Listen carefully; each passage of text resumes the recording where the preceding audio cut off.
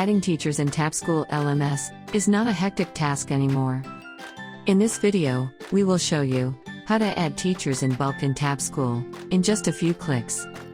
Go to Tabschool and sign in with your login credentials. Now, you will be able to see the dashboard of your institute. On the left sidebar, navigate to Teachers option and click. The Teachers page will appear.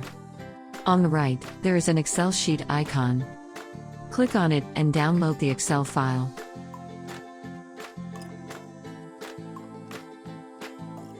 Populate the Excel sheet with the required information.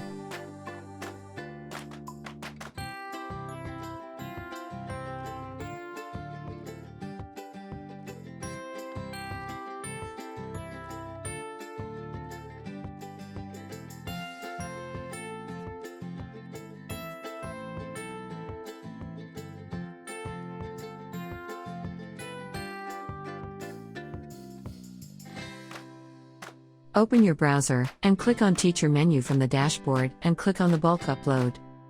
Whole data will be uploaded.